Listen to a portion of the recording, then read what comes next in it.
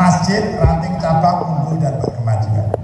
Bapak, pasca Muktamar Solo, PP Muhammadiyah memutuskan di nomenklatur organisasinya ada lembaga yang ngurusi masjid, dan masjid, nomenklatur masjid, nama masjid itu disematkan di LPCR, sehingga LPCR, Lembaga Pengembangan Cabang Ranting, menjadi PM, ditambahi pembinaan masjid. Tetapi sesuai dengan SKPP, karena Majelis Tabligh itu sudah sejak berdirinya ngurusi masjid, akhirnya setelah rembukan diputuskan masjid diurusi Majelis Tabligh dan LPCRPN. Terus gimana pembagiannya? LPCRPN khusus ngurusi masjid-masjid percontohan. Nama Bapak Ibu, masjid percontohan. Masjid secara umum tetap dalam tanggung jawab Majelis Tabligh. Sekarang lagi rakernas ini, rakernas Majelis Tabligh di Malang di Kabupaten. Itu kemudian LPCRPN membantu Majelis Tabligh khusus masjid percontohan. Masjid percontohan itu Pak, tingkat pimpinan pusat 1 Atanmir, masjid namanya Atanmir juga di pusat Jakarta. Terus setiap PWM minimal 1, setiap PDM minimal 1, setiap PCM 1, setiap ranting 1. Jadi ternyata banyak banget juga itu Pak masjid percontohan. Setiap pusat 1, PWM 1. Dan nanti PCM Cermai ini harus mengeluarkan SK menunjuk salah satu masjid di Cermai sebagai masjid percontohan tingkat cabang. Sambut di SK. Kalau belum nanti di SK. GKB Gresik juga begitu, meng-SK-kan misalnya masjid Atanmir juga namanya ya dia. Atanmir atau apa namanya, dipilih salah satu masjid itu masjid percontohan SK dari PCN. Kalau ranting SK-nya dari ranting. Nah, monggo itu dibuat.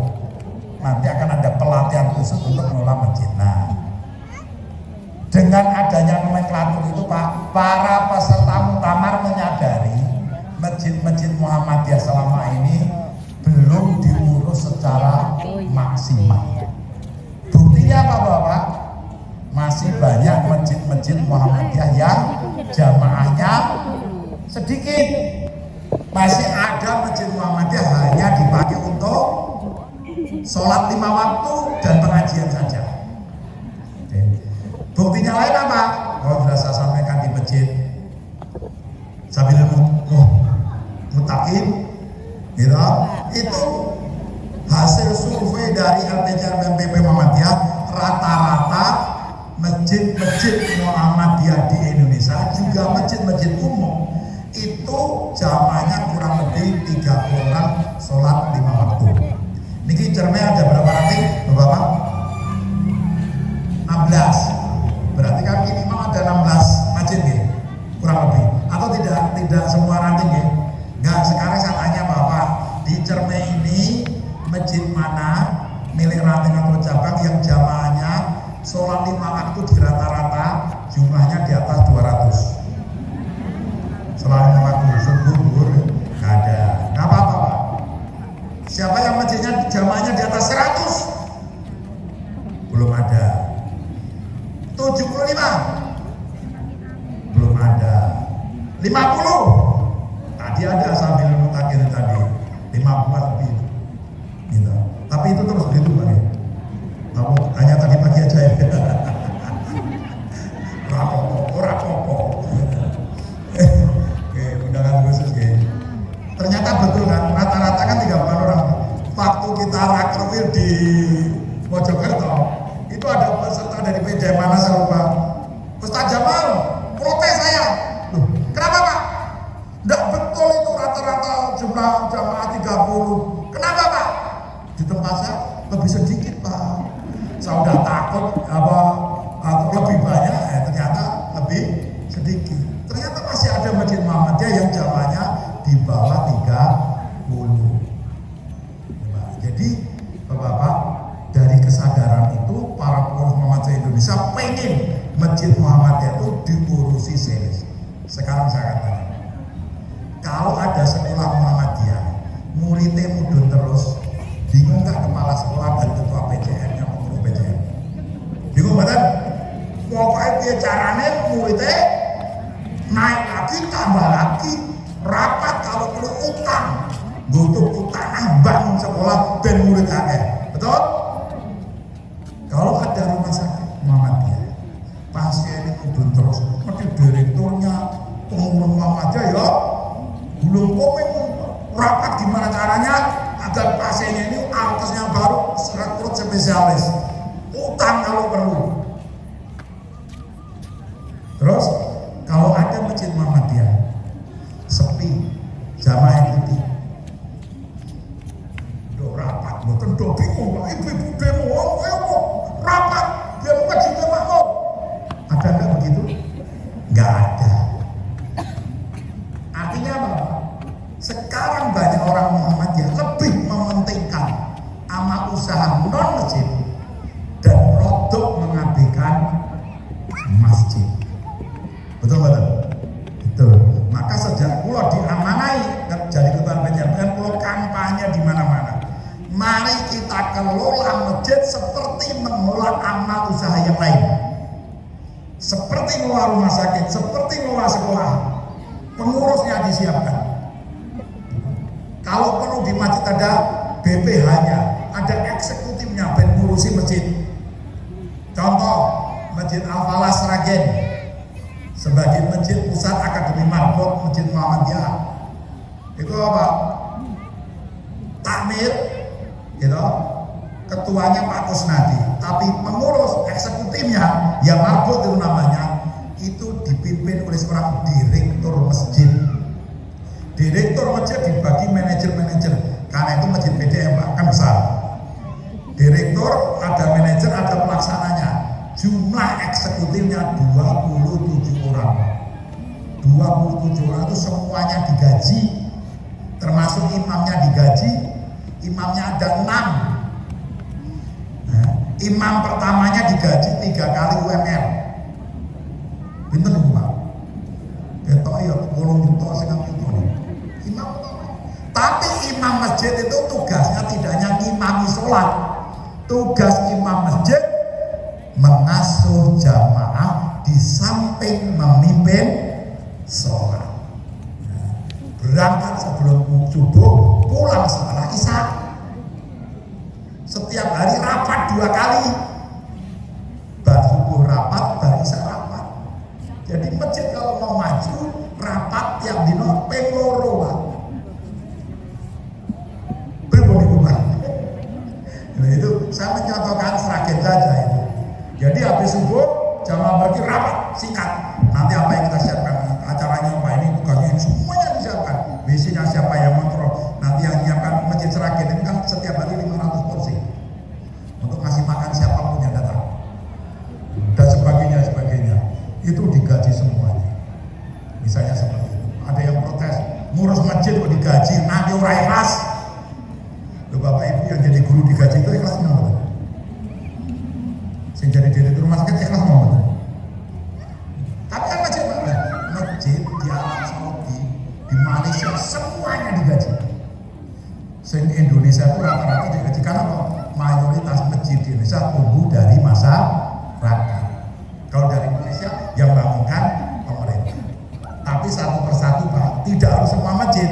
Khusus masjid percontohan kita kelola dengan manajemen yang lebih baik. Itu namanya masjid percontohan. Gitu. Kembali kepada awal pengantar tadi bahwa rata-rata masjidnya jamaahnya 30. Siapa yang masjidnya di sini di atas 30 jamaah rata-rata selain masjid Jabilal Mutakin? Ada? Mangacung Pak. Berarti betul kan? Rata-rata malah di bawah 30. Nah Bapak Ibu, karena masjid kita itu rata-rata jamaahnya sedikit, kita cari penyebabnya apa. Pertama, boleh jadi masjidnya itu dari sarana prasarananya aja nggak bagus. Betul. Masjid yang diparani malah dari stres. Padahal kalau adzan hayya 'alas shalah, hayya 'alal falah. Artinya nomor, ayo do sholat, ayo do menuju kebahagiaan, kemenangan, optimisme, keberuntungan, kegembiraan. Itu hayya 'alas shalah, hayya 'alal falah. Bapak Ibu, tapi ada masjid begitu orang datang itu malah stres. Begitu datang mau ke toilet, toiletnya dikunci. Datang boleh kunci meneh. Begitu boleh kunci dapat di tetangga masjid, dibuka, begitu buka toiletnya kotor. Terus orang ana kiduke bareng Pak. Wis BAB baru kaget tuh ana kiduke iki. Arep piye coba iku? Tambah stres kok Pak. Kemudian akhirnya selesai menunaikan hajat, begitu keluar wudhu, begitu wudhu airnya kelihatan itu ada tai cicak, tai tikus dan sebagainya. Masuk stres Pak. Begitu mau cari air, itu malah copot nih ngomongku. Wah, tambah stres terus. Akhirnya bisa wudhu, masuk masjid, masjidnya dikunci, hanya dibuka ketika sholat 5 waktu. Gitu. Begitu bisa dibuka, masuk, karpetnya kotor, stres men, dadak bersih. Begitu mau sholat, gitu, mau adzan, goleki nomor itu Pak, colokan, wah beli dulu kabeh, malah demok kesetrum. Wah, baru ngono Pak, terus datang yang tukang adzan, gitu, datang. Begitu udah adzan, ternyata sudah sepuh 75 tahun, suaranya elek men. Tambah stres men.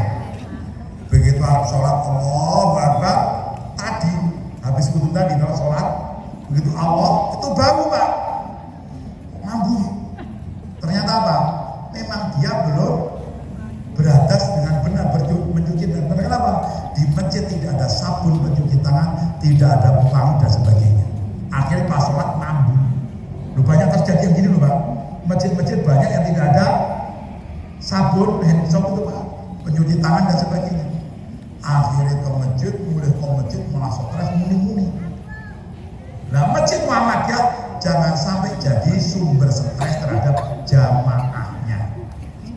Maka agar makmur, pengurusnya diperbaiki, memang kalau perlu anak muda dipercaya jadi eksekutif atau marbot masjid, manajer lah atau apalah namanya.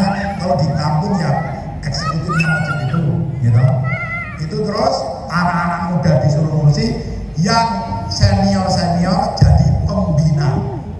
Pedoman Masjid Mushola PP menetapkan takmir masjid pokoknya ada 2, pembina dan pengurus. Pembina untuk masjid percontohan itu BPH, pengurus itulah eksekutif. Ya Bapak, anak muda semua itu.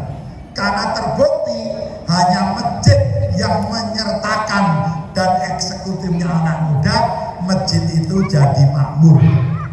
Dan sudah terbukti bertahun-tahun kalau masjid hanya diurusi bapak-bapak semua senior, masjidnya rata-rata tidak makmur. Akan saya sebut Pak, Jogo Karyan itu Masjid Muhammadiyah itu aslinya Masjid Muhammadiyah, tapi kemudian ada yayasan di situ, gitu. Kemudian masjid ini Pak, yang senior ya Pak Jazir SP, tapi yang lainnya yang ngelola siapa?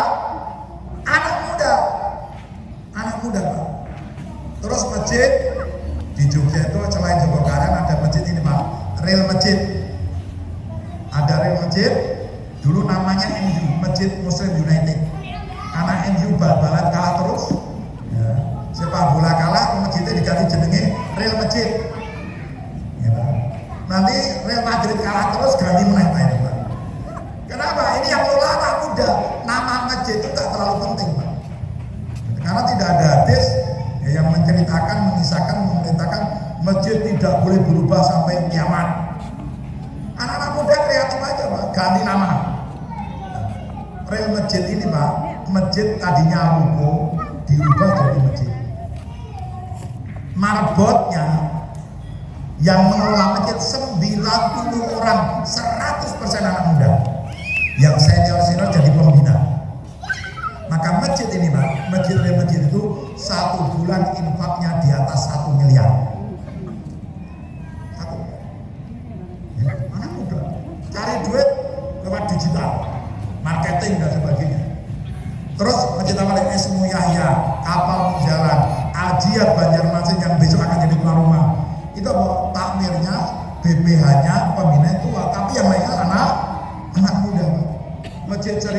1000 pemuda di Sukabumi, masjid pemuda di Surabaya, anak muda. Maka saya mengajak bapak-bapak, tetap senior bapak ngelola masjid jadi pembina, tapi di bawahnya percayakan pada anak muda, ikutkan Akademi Marbot Masjid Muhammadiyah yang dilaksanakan oleh LPK BNPB di Al-Falah. Setelah ini nanti untuk Jawa Timur sementara akan dipusatkan di Masjid Baitul Mukhlisin PRM Nologatan PCM Ponorogo Kota. Jadi nanti tidak harus ke Al-Falah lagi, tapi Akademi Marbot di Jawa Timur sementara pusatnya di Masjid Baitul Mukhlisin Ponorogo PRM Nologatan.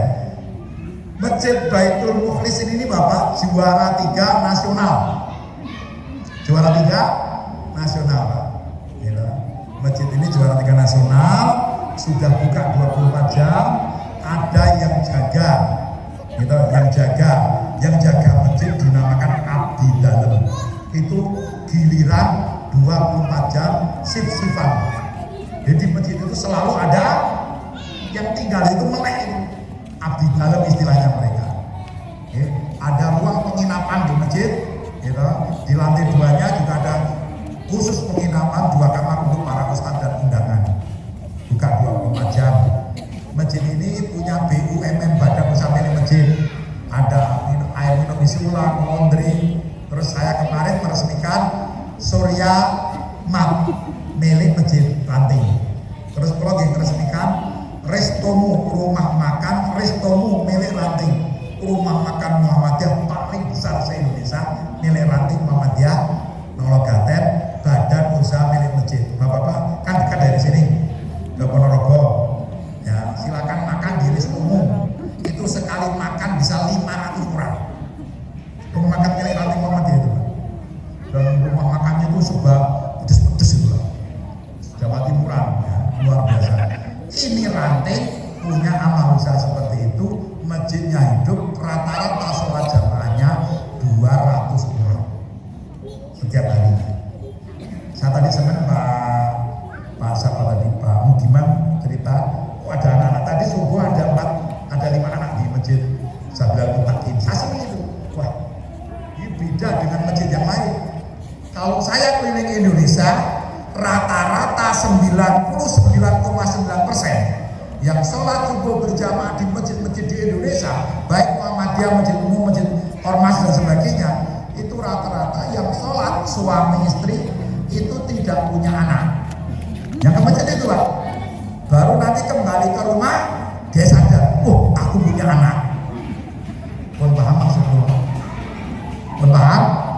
99,9% umat Islam itu kalau ke masjid lupa lebih-lebih subuh membawa putra putrinya sholat jamaah di masjid. Betul atau betul?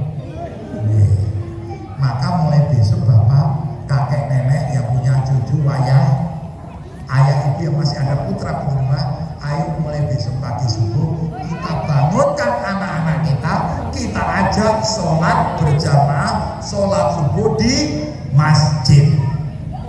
Tadi udah ada 5 anak. Saya ingin tanya ini, Bapak Ibu yang sekarang ngaji, ini yang ngaji, siapa Bapak-bapak, atau Ibu dulu aja, siapa ibu-ibu yang ngaji pagi ini beserta suaminya, angkat tangan. Beserta suaminya. Panitia bantu hitung saya, 1, 2, 3, 4, 5, 6, 7, 8, 9, 10, 11, 12, 13, 14, 15, 16, 17, 18, 19. Sekarang bapak-bapak yang ngaji sama istrinya angkat tangan. 1, 2, 3, 4, 5, 6, 7, 8, 19, 20, 21, 22, 23, 24, 25. Ya kok 25? Ini kerapnya paling aneh ini. Kalau di tempat jalan itu lebih banyak ibu-ibunya, nah ini malah bapak-bapaknya banyak. Berarti ada ibu pamit ngaji langsung pasar. Nah kalau banyak ibunya saya maklum, karena ada bapak-bapak yang bawa lebih dari 1, itu masuk akal. Oke, nah, saya yakin kalau ada yang melatih ini masak-masakan, ya nggak terhitung. 19 sama 25 selisih 6, berarti ada ibu-ibu yang menyiapkan makanan 6 orang. Masuk akal? Kalau masuk akal gini Bu, angkat tangan, semua diangkat tangannya. Gitu, diangkat tangan, bapak ikut semuanya. Gitu, terus Lalu ngomong masuk akal. Ayo bareng-bareng masuk akal. Gitu. Saya ingin nanya ini sebenarnya mau nanya. Tadi sholat subuh yang suami istri berangkat bareng angkat tangan. Saya sebenarnya ingin yang ini Pak. Saya anggap sama lah. Kalau ada yang bawa lebih dari satu ya wajar saja lah. Ya. Saya hanya ingin ternyata dari yang datang ngaji itu hanya sekitar 10% yang tadi pagi berangkat suami istri. Maka pengajian ini tadi yang bareng suami istri kan 25. Kalau para suami bawa istrinya semua, para istri bawa suaminya semua, berarti pengajian ini akan ini kira-kira berapa ini? 300 ada? 300. Kalau datang semua bawa suami istri berarti apa berapa? Bisa 600. Karena hanya sekitar 10% yang datang dengan pasangannya. Sama di masjid itu. Maka setelah pengurusnya diperbaharui, masjidnya ditata wangi bersih, ya Pak Nggih. Maka apa? Tadi saya bilang di masjid para suami yang pertama para pimpinan perserikatan baik Aisyah Muhammadiyah harus menjadi contoh memakmurkan masjid. Gitu. Gini Pak, Bapak Ibu yang mengurus Aisyah Muhammadiyah siap jadi contoh. Orang sing jawab. Hal ini. Bapak Ibu para pengurus Aisyah Muhammadiyah siap jadi contoh sholat jamaah di masjid? Meragukan. Iya Pak, yang siap atau mau yang ragu-ragu mau nopo-nopo berproses. Gitu. Sekarang ketika naik, kalau tadi pengurus masjid, ini pengurus perserikatan naik. Apa? Ku anfusaku wa ahlikum. Nah, pimpinan keluarga wajib menyelamatkan keluarganya dari api neraka, menjaga keluarganya dengan apa Pak? Mengajak sholat berjamaah di masjid. Karena ini lebih banyak dibanding di masjid, saya tanya di Bapak-bapak, mulai besok pagi subuh siap ngajak istrinya sholat jamaah di masjid. Yang semangat Pak.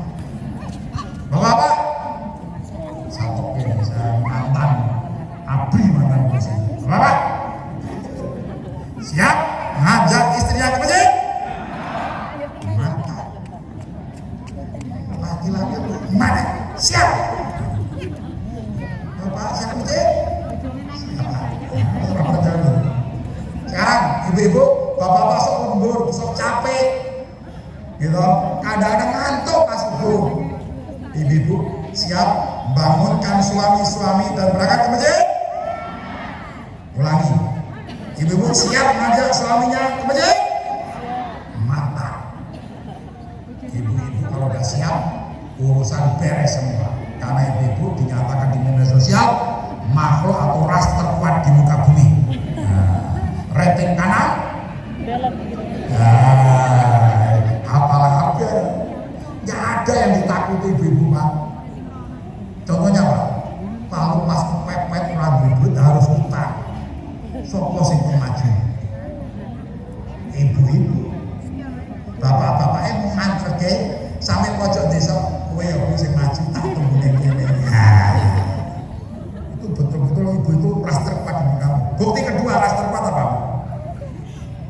Kalau anak kita sakit ketika anak kita masih kecil-kecil, kayak anaknya Opang Deot, ibu-ibu ya, suaminya Juling. Itu ketika anak kita sakit, bapak-bapak, anak kita sakit kuat gitu beberapa hari. Gitu, bapak-bapak kayak gagah kalau anaknya sakit, bobok anaknya sakit paling berapa? Setengah jam, rata-rata setelah lebih dari capek, bu, pegel. Tapi ibu yang katanya lemah kalau anaknya sakit bisa berjam-jam, gitu, gendong anaknya biar sembuh, berjam-jam berdiri. Kuat siapa Pak yang terbukti? Kuat ibu-ibu. Dan yang luar biasa Pak, statistik menyatakan bahwa tingkat harapan hidup orang Indonesia tertinggi adalah di daerah istimewa Yogyakarta, provinsi yang sekarang saya tempati. Dulu saya hidup di Jakarta 23 tahun, tapi begitu tahu Yogyakarta harapan hidup tertinggi, saya pindah Jogja, dan umurnya tambah. Nah, setelah dicek, apa? Harapan hidup tertinggi orang Indonesia di Jogja rata-rata 75,6%. Tahun ke persen, 75,6 tahun. Begitu yang 75 itu dibelah jadi dua, ibu-ibu dan bapak-bapak, harapan hidup tertinggi lebih tinggi ibu-ibu atau bapak-bapak? Ibu-ibu. Selisihnya sampai 4 tahun. Jadi ibu-ibu itu, bapak-bapak ini Pak, meskipun kita ini gagah laki-laki, ternyata secara statistik kita mati lebih duluan 4 tahun rata-rata. Ibu-ibu ucapkan alhamdulillah Bu. Kalau ucapan alhamdulillah ndongake bojone mati dhisik. Gitu. Itu kisahnya statistik. Ternyata wanita usianya lebih banyak. Maka ibu-ibu punya dahsyat yang luar biasa. Maka sampai kalau klaster di muka bumi itu kan julukan positif. Sekarang muncul istilah yang bagi saya nggak suka saya. Para istri dijuluki singa di YouTube itu. Awas ada singa, ternyata istrinya. Terus ada YouTube itu di TikTok anaknya bisa ngomong gini. Tapi ada yang mengawasi saya singa di belakang, ternyata ibunya. Anak kurang ajar gitu. Ibunya bisa makan singa. Nih bapak-bapak, ibu-ibu ternyata penentu sejarah hidup manusia. Ketika Nabi Ibrahim sibuk berdakwah, siapa yang mendidik Ismail? Jawab Bu. Siapa yang mendidik Ismail Bu? Siapa yang mendidik Ismail Bu? Hajar, istri Nabi Ibrahim, ibu-ibu. Oleh karena itu gerakan masjid ini akan sukses, akan top kalau ibu-ibu ikut menggerakkan agar masjid-masjid mau ajak suami ke masjid. Yang ketiga yang berat, orang tua bawa anak putra putrinya ke masjid. Sekarang jawabnya bareng-bareng. Para orang tua, suami istri, ibu bapak siap ngajak membawa anaknya ke masjid? Siap. Melaksanakan perintah Allah, innama ya'muru masajidallah man amana billahi wal yaumil akhir wa aqama sholata wa ata zakat wa lam yakhsha illallah fa saulaika ayyakunu minal muhtadin. Kita semua pemakmur masjid, laki-laki, perempuan pemakmur masjid. Memang ada sekarang sebuah kelompok yang menganjurkan mengajak wanita-wanita sholatnya di rumah, tapi Muhammadiyah tidak. Setelah mempelajari seluruh hadis dan ayat-ayat Al-Quran yang menyangkut sholat jamaah bagi wanita, Muhammadiyah lewat majelis tarjih menyimpulkan. Jadi Muhammadiyah itu kalau mengamalkan amalan Pak, bukan satu hadis langsung diperhatikan, tidak, tapi seluruh hadis yang bicara sholat jamaah wanita dipelajari, kesimpulannya beda dengan yang satu hadis itu. Kesimpulannya apa Pak? Wanita-wanita dianjurkan, diajak memakmurkan masjid dengan sholat jamaah 5 waktu, menuntut ilmu dengan kajian-kajian dan pengajian-pengajian yang lainnya. Jadi ibu yang wanita tetap 5 waktu sholatnya di masjid, karena saking banyaknya keutamaan kalau kita sholat di masjid, termasuk wanita. Beda, nggak usah saling menyalahkan. Ada teman kita yang berpaham wanita sholatnya di masjid, ada Muhammadiyah tidak. Ada yang mengharamkan hisab. Hisab itu bid'ah. Ya, teman-teman Salafi Wahabi kan hisab itu bid'ah. Tapi Muhammadiyah hisab itu gitu, menjadi pilihan untuk menentukan waktu-waktu ibadah. Beda, nggak usah saling mengkafirkan, saling menyalahkan. Silakan laksanakan sendiri. Yang menolak hisab pun akhirnya pakai hisab juga, karena di masjidnya ada jadwal sholat. Kalau sholat lihat jam itu hisab itu. Nggak mungkin ada hisab, nggak mungkin ada jam kalau tidak lewat. Nggak ada jadwal sholat kalau nggak ada hisab.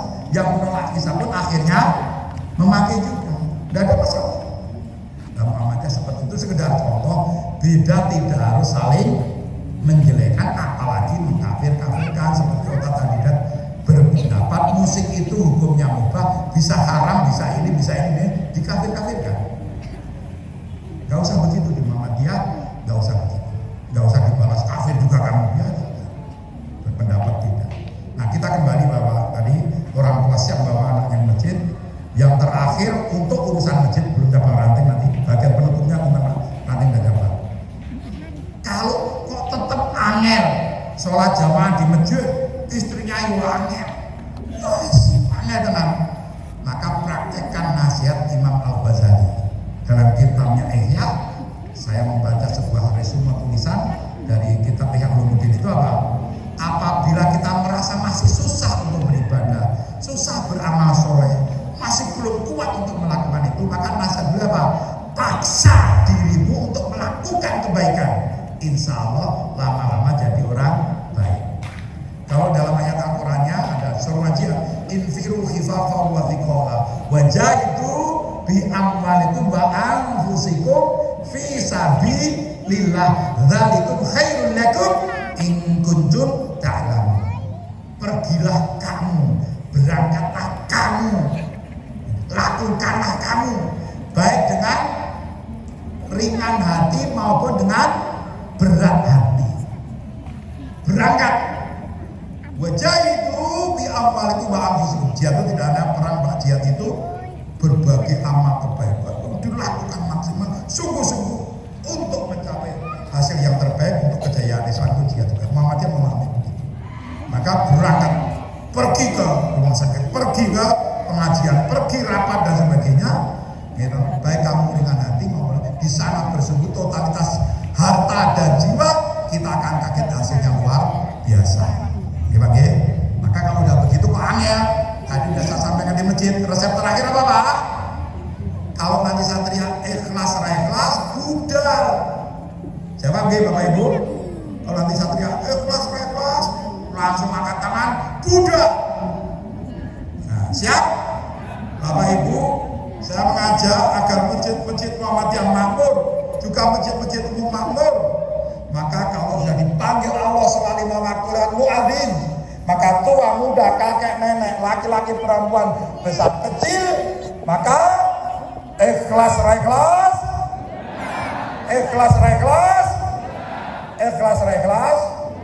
praktekkan berbagi.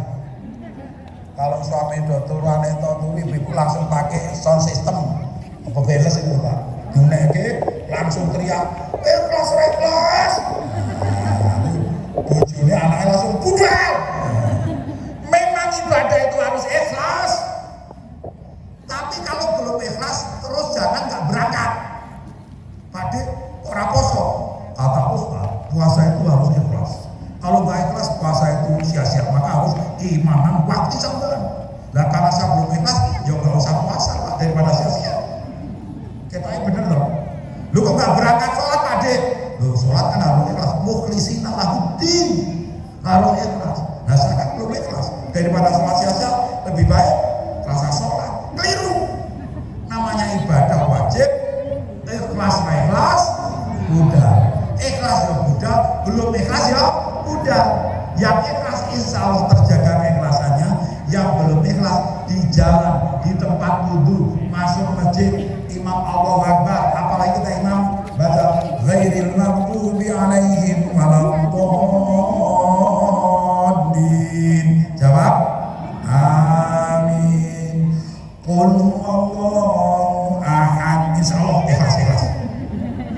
Surat ikhlas Pak Isban. Nggih, insyaallah. Jadi kebaikan itu ikhlas. Udah. Itu masalah penutup.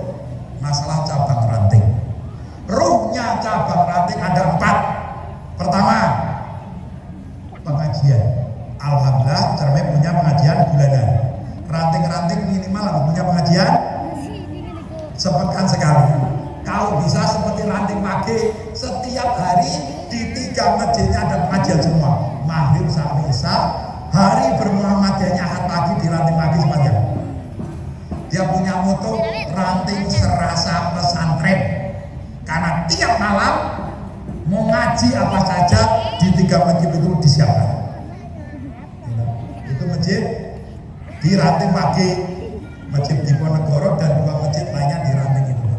Masjid dinamakan masjid Diponegoro karena yang bantu dananya dari keluarga besar anak keturunan Pangeran Diponegoro. Dia pagi sepanjang sepanjang mana? Sana itu Pak. Itu Ranu Magdi ngaji tiap hari ada. Hari Ahad semua datang. Nah di sini juga bisa begitu Pak. Kalau rantainya kecil gabungkan 5 rantai, nggak apa-apa. Ngaji bareng. Baru setiap bulan ketemu di sini. Gitu. Pertama pengajian, mari kita kelola pengajian. Untuk pengajian hidup Pak, siapkan kor mubaliknya. Ada di Jogja sebuah ranting namanya Karang Tengah, hampir mati ranting itu. Tapi ada 2 anak muda yang tidak rela ranting Muhammadiyahnya mati. Dia belajar ke ranting-ranting yang maju, pulang, bukan dirikan TK, bukan dirikan masjid, tapi membentuk kor mubalik Muhammadiyah tingkat ranting. Terkumpullah 16 anak muda yang siap belajar dan siap mengajar, yang siap dibina dan siap membina. Dibina oleh PP, PVM, PDM, PCM, akhirnya terbentuk kor mubalik Muhammadiyah tingkat ranting 16 orang. Pakai seragam semi jas jaket itu Pak. Kor mubalik Muhammadiyah nama. Terus kor mubalik ini biar hidup dipimpin oleh seorang direktur kor mubalik, tidak sekedar ketua. Siapa Bapak? Saya direktur kor mubalik. Bapak? Oh, ketua Mas, ketua.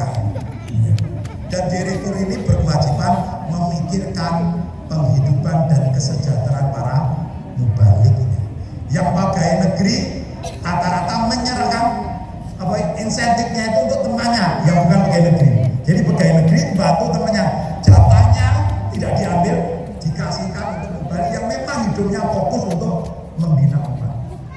Pertama yang datang 5, pertama yang datang 2, 4, 10. Sekarang rata-rata tiap jamaah ada 16 jamaah, rata-rata 100 jamaah. Sekarang setiap akad pagi yang datang haji sekitar 2.000 jamaah. Pimpinan ranting Karang Tengah PCM Wonosari Gunung Kidul, ranting mau mati sekarang ngaji akad pagi 2.000 orang. Maka apa? Kita bentuk kor mubalik biar aneh. Maka pengajian siapkan kor mubaliknya, gitu Pak. Insya Allah jamaah dimana. Yang kedua, lahirnya Masjid Makmur Muni, ruh ranting yang ketiga. Yang kedua cabang adalah yang pertama tadi pengajian, yang kedua masjid yang makmur memakmurkan, karena tidak semua ranting punya masjid. Maka kriteria pertama pengajian, baru yang kedua masjid. Sudah saya sampaikan. Ketiga, beramal dengan ikhlas dan gembira. Ciri yang bisa menghidupi Muhammadiyah sampai sekarang ini sambutan Pak Haidar Nasir ketika MOU dengan ITB, PP Muhammadiyah, MOU dengan Institut Teknologi Bandung. Beliau pidato, salah satu yang membuat Muhammadiyah masih bertahan dan terus berkembang adalah di Muhammadiyah insya Allah masih terjaga keikhlasannya dan gembira dalam beramal. Maka Bapak Ibu, mari bermuhammadiyah dengan ikhlas. Dan yang kedua Pak, gembira. Rapat-rapat cabang, rapat-rapat ranting Muhammadiyah buatlah gembira. Pulang rapat bukan marah-marah tapi tersenyum soleha. Boleh beradu argumentasi dan sebagainya, selesai rapat gembira. Di RPC RPM yang saya pimpin Pak, kalau rapat suaranya mulai tinggi, ketua rapat dan atau ketua RPC harus menghentikan rapat. Untuk apa kita rapat malah padu? Untuk apa kita rapat bermuhammadiyah malah konflik? Kita bermuhammadiyah itu biar gembira. Ya da'una ilal khair wa ya'muruna bil ma'ruf wa yanhauna 'anil munkar. Penutupnya apa Pak? Wa ulaika humul muflihun. Kita dakwah Islam amar ma'ruf nahi munkar ben wa ulaika humul muflihun. Ben bahagia, bukan konflik, bukan stres. Kalau kita bermuhammadiyah kok stres konflik, mesti ada yang salah. Kita perbaiki agar bermuhammadiyah bahagia dunia, bahagia akhirat. Bu, ibu-ibu, rapat Asia yang gembira. Pulang bawa snack, kasihkan suami, kasihkan istri. Bapak-bapak rapat Muhammadiyah pengajian, snacknya pun kelas ya. Oh soto ya nanti Pak ya. Dengan gembira, mulai ngaji, mulai rapat, senyum istri. Yayang, assalamualaikum Yayang. Yayang itu kalau muda saya, kalau tua Eyang. Kasihkan ini, setiap pulang suaminya senyum, ngasih snack dan sebagainya.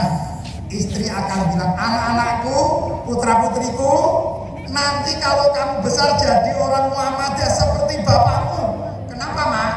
Bapakmu orangnya baik, gajinya kabeh diberikan. Wes, pokoknya apa bapakmu itu. Sejak jadi orang Muhammadiyah, bapakmu itu bahagia api antar waktu. Ini bapak-bapak mulai mesum-mesum. Dia anakmu, Bu. Lu mau apa anaknya? Istri kok nggak tahu anak pergi. Begitu ada anaknya, Le, ibu nanti, ibu tindak Pak. Kamu anak nggak ngerti ibunya kemana? Kita kemana?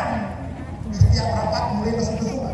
Akhirnya nanti sang istri bilang, Le, nanti yang wis gede rasa dari Muhammadiyah. Kenapa, Bu? Hasilnya kayak bapakmu ya. Mau nesu-nesu terus.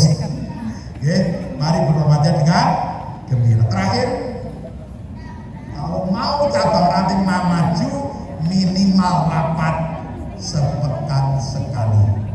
Mana ranting yang rapatnya seminggu sekali, sepekan sekali, katakan? Tidak ada. Gitu. Maka kita itu jarang maju. Rata-rata ranting-ranting yang juara itu, Pak, rapatnya minimal seminggu sekali. Bahkan ada ranting Gunung Pring. Gunung Pring itu omsetnya, Pak, di atas 100 miliar ranting. Ranting, satu-satunya ranting yang bisa memberi mobil kepada anggotanya. 18 mobil milik ranting diberikan kepada warganya. Tepuk tangan, Pak. 18 mobil itu mobil antar jemput siswa. Sejak beli baru diberi tanda tangan semua sopir. Kalau 8 tahun mobil ini tetap bagus, wape keke sopirnya kabeh. 8 tahun mobilnya masih bagus, sebagai semua mobil diberikan pada sopirnya, saya yang menyerahkan BPKB dan STNK-nya. Luar biasa kan? Ranting kalau dikelola. Nah itu ranting kayak gitu gak mungkin rapatnya sesasi pisah. Ada yang sangat maju itu pernah rapatnya setiap hari. Rapat pokoknya malam Jumat, gitu. Di istri pertama, rapat terakhir di istri kedua. Kebetulan ketua rantingnya punya istri dua. Istri kedua yang menyarikan istri pertama. Ibu-ibu nggak boleh protes. Gitu. Itu kebahagiaan beliau, jangan iri. Bapak-bapak juga nggak usah ingin begitu. Tapi kalau bapak begitu, ibu-ibu saya anjurkan jangan ditolak, didukung. Ya Mas, saya dukung punya istri lagi, tapi syaratnya harus seperti ketua ranting Gunung Pring. Apa itu syaratnya? Punya toko bangunan dan besi baja di mana-mana. Nah, ketua rantingnya itu punya toko bangunan dan besi baja di mana? Saking banyaknya ketua ranting ini, istri pertamanya bingung ngelola manajemen apa. Akhirnya cari istri kedua biar ikut ngelola manajemen. Nah itu ibu silakan dukung suami punya istri kedua, syaratnya dikasih syarat yang seberat-beratnya. Ya itu saja. Ya. Terus Bapak Ibu yang terakhir, Bapak Ibu, mari kita teriakan yel-yel masjid. Kalau saya teriak masjid, jawabnya pertama makmur, memakmurkan. Bisa? Masjid, makmur, memakmurkan. Persiapan. Masjid, makmur, memakmurkan. Makmur jamaahnya, sholat jamaah, ngajinya, zakat, ibadah dan seterusnya. Yang kedua, masjid, dari masjid kita bangkit. Dari masjid kita bangkit. Persiapan. Masjid, dari masjid kita bangkit. Kalau semuanya udah jamaahnya banyak, ke masjid akan dibangkitkan energi positif. Kalau dalam bahasa Arab simha, celupan Allah akan mewarnai hidup kita. Lahirlah generasi rajulun qalbuhu mu'allaqun fil masajid. Akan lahir generasi yang dapat pelindungan Allah nanti di akhirat, yaitu siapa saja yang hatinya, pikirannya tersirami nilai-nilai